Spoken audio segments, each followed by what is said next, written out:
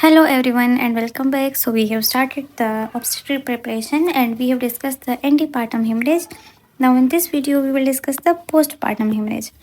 So we are having a scenario that define retained placenta and how you would manage the case of retained placenta. 30 years old GP presents to labor room with 1 hour after an uneventful home delivery with heavy vaginal bleeding and shock. So what is the diagnosis, the management and for PPH? So first let's define the postpartum hemorrhage. It is defined as bleeding from genital tract in excess that is 500 ml in vaginal delivery and 1000 ml in C-section after delivery of fetus and placenta till 6 weeks of delivery is called postpartum hemorrhage. Then we are having the two basic types which are primary and secondary. In primary, when the loss of blood is greater than 500 ml from the genital tract within the 24 hours after delivery, and the secondary is the loss of greater than 500 ml of blood from the genital tract between the 24 hours and 6 weeks post delivery. Now, the causes of postpartum hemorrhage are primary 40s and secondary. So, the primary are tone, that is uterine atony, then tissue, which is retained placenta, retained membranes, and then trauma, which is entry to the vagina or perineum, uterine tears at C-sections, instrumental delivery, ruptured uterus, and vulvovaginal hematoma. Then the secondary causes are retained products of the conception, infection, and cervical tears, and C-section wound. Okay, broad ligament hematoma is also here. These are also the same scenarios that are that of PPH. Okay. The fourth T is thrombin, that is coagulation disorders, which is uterine inversion and abnormal presentation. Okay, so what are the causes of the postpartum hemorrhage? These are primary and secondary. In primary, we will remember it from 40s. The first one is tone, that is uterine atony, tissue, retained placenta, trauma, that is entry to the vagina or perineum, and thrombin, that is the coagulation disorders. Now the clinical features are that is the patient is pale, decreased BP, and she is in shock and increased pulse. That is hypotension and tachycardia plus heavy menstrual bleeding after the delivery is present. The management options are that first of all investigations is done, that is the CBC, the HIV, the urine RE, the hepatitis B and C, the blood grouping, and the coagulation profile, that is bleeding time, clotting time, and prothrombin time. And the ultrasound is done for the retained products of conception and placenta. The treatment options are conservative treatment, that is ABC, intravenous line is pass and take blood from the investigations, then give crystalloids, that is to expand the volume in case of blood loss. Then arrange blood as hypovolumic shock and forest catheterize to record the intake output record, and the specific measures are done according to the cause. Okay, now atonic uterus. For atonic uterus, first of all, examination is done, that is check if placenta delivered or not and look for cervical or vaginal tears. Then the medical treatment is done, that is massage of the uterus, and then by manual compression of the uterus, pass one fist into the vaginal and other hand on the uterus near the umbilicus. Then drugs are given, which are oxytocin and intraocular lenses, then syntocinon intravenously, that is 10 units, and misoprostol 200 microgram 3 times. Egometrine is given if not hypertension sublingually, and pessaries are given. And the surgical treatment is that if no response to the medical therapy, then B-link suture, uterine artery ligation, and internal iliac artery ligation is done. For placental bleeding, uterine packing is done, but this will lead to incontinence, uterine catheter. Always empty bladder before this procedure.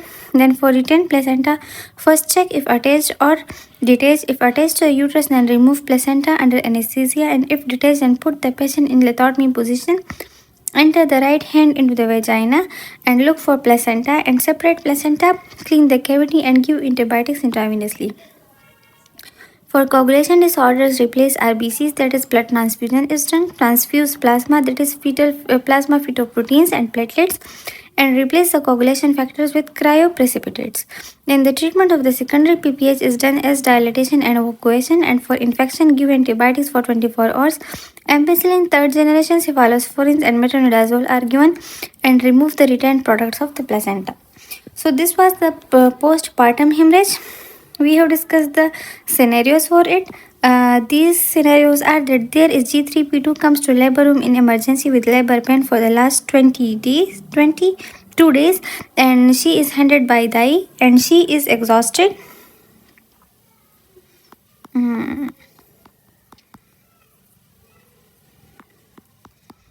Okay, where it is? Hmm. Antepartum. Okay. So she is. This is antepartum hemorrhage, and this is postpartum hemorrhage. Okay. So she is exhausted and having temperature. She is hyper contracted uterus, and she has edematous vagina. Another scenario is that this is 9 years old, and she is brought to emergency in shock with heavy bleeding PV. She is pale looking with BP 80 by 60 and pulse is 110, and she gives history of NVD at home about 1 hour back, after which she started bleeding. So most of the scenarios are of this type. So we have discussed the definition of the postpartum hemorrhage. Then we have discussed the types, which are primary and secondary types. Then we have discussed the causes, which are primary and secondary causes. The primary causes were remembered from the 40s, that is due to torn tissue trauma and thrombin time. Then the clinical features. Then we have discussed the management options. First of all, investigations are done, the ultrasound is done, and then the treatment, and then atonic uterus.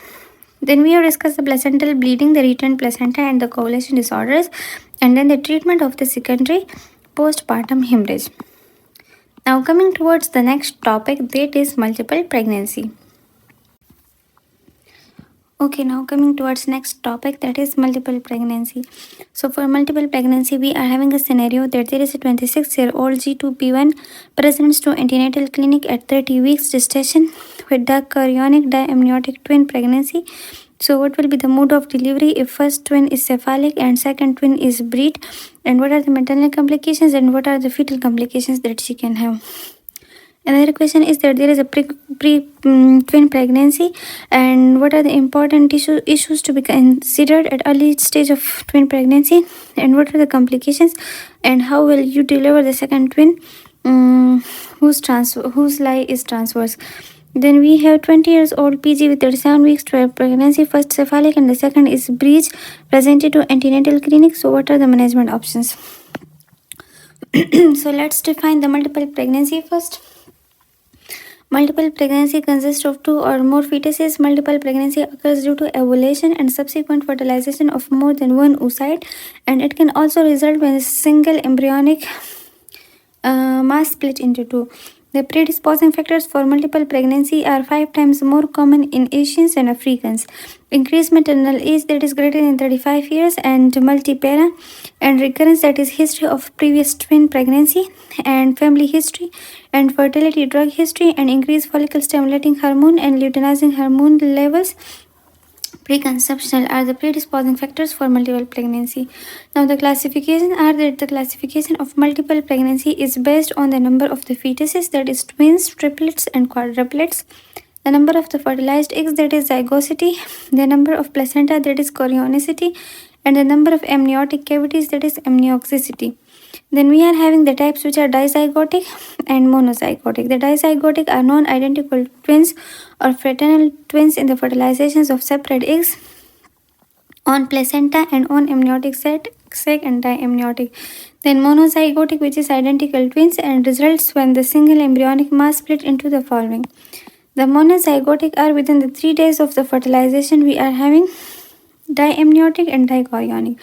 After the 3rd day following fertilization, we are having monochorionic and diamniotic. And after the 9th day of the following fertilization, we are having monoamniotic, monochorionic. And after the 12th day of fertilization, we are having the conjoined twins. These are the complications of maternal pregnancy, which are maternal and fetal. Multiple pregnancies, we are having fetal and maternal. The maternal are hyperemesis gravidarum, anemia, pregnancy-induced hypertension, UTI, placenta previa, and placental abruption, pressure symptoms and dyspnea, PPH, postnatal depression, and gestational diabetes. The fetal causes are congenital malformation, twin-to-twin transfusion syndrome, intrauterine growth resuscitation, intrauterine death of single fetus, polyhydramnios, malpresentation, cord prolapse, and locked twins. Okay, now the differential diagnoses are full bladder and fibroids and wrong dates, multiple pregnancy, ovarian cyst, molar pregnancy, and polyhydramnios. The management for multiple pregnancy is that early booking. Early booking should be done, which helps in the prediction of the possible complications, which can effectively be prevented or detected at an earlier stage with the result in reduction in the perinatal mortality.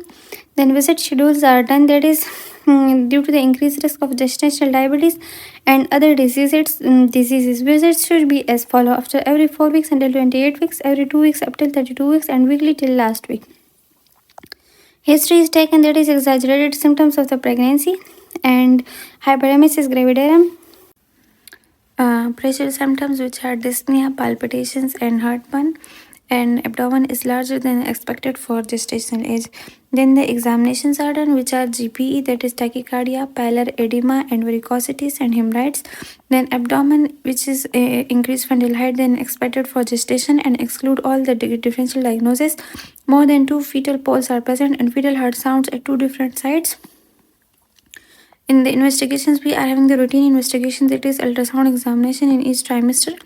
In first trimester, to diagnose the number of fetuses, determine chorionicity, accurately date the pregnancy, and measure fetal abnormalities. In the second trimester, to detect the fetal abnormalities, and in the third trimester, to monitor the fetal growth and well-being in labor, and to determine the position and presentation. Now, the screening of the fetal abnormalities, ultrasound is done. The measurement of fetal nuchal translucency, thickness in each fetus, which is 10 to 14 weeks, and amniocentesis and chorionic villus sampling. Then the fetal growth and well-being monitoring, in which the Doppler assessment is done, cardiotocography is done, and biophysical profile is done. For delivery, time should be delivered between 37 to 39 weeks, and the mode is vaginal, that is aim is NVD if no complications. And in induction, uncomplicated pregnancy plus first twin cephalic, and in the C-section, pregnancies are complicated by PE and the conjugated twins, both twins, transverse life first twin, and the prolonged delay in first stage of labor which does not respond to oxytocin, and preterm, that is greater than 34 weeks if leading twin is breached. Analgesia during labor is for epidural, and for fetal well-being during labor with twin machine for fetal heart rate monitoring and portable ultrasound. And the first stage is managed in the ordinary way, and labor is not often prolonged. Epidural analgesia is given, and intravenous glucose drip is given, and ultrasound detection of the each heart rate is done. For second stage, the delivery of the first twin is done, that is if vertex presentation, if breed presentation, then log twins. If first twin is with vertex presentation, then delivery is the same single tone pregnancy, and the principles controlling the need for episiotomy is done. If first twin is breached, then it is called log twins, and it is an indication for the C-section under general anesthesia. The delivery for second twin is immediately after the delivery of the first twin, and palpate the abdomen to determine the life of the second fetus, and if it is transverse or oblique, then do external cephalic version. If it is not corrected by external cephalic version, then try internal petallic version, and but for IPV there should be an intact or recently ruptured membrane, adequate liquor, and soft uterus. Perform vaginal examination and do continuous fetal heart rate monitoring for fetal distress, and if the second twin is transverse, then do external cephalic version and immediately deliver of the second twin before the cessation of uterine contractions. In case of uterine contractions do not occur within the 5 minutes, then give centosinone in glucose solutions intravenously. Delivery of the baby and incident to the pediatricians for the resuscitation. So this was the all about the multiple gestation. We have discussed the definition, then what are the predisposing factors, the classification, the types, which are dizygotic and monozygotic. Then we have the complications of multiple pregnancies, which are for maternal and fetal. Then we have discussed the differential diagnosis and the management, which are early booking and visit schedules, then the history and examination and investigations. Then the delivery, in delivery the time, the mode, and the induction, and the C-section. Then the first stage management, the second stage management, the delivery of the first twin, if first twin is within the vertex presentation, and the delivery of the second twin.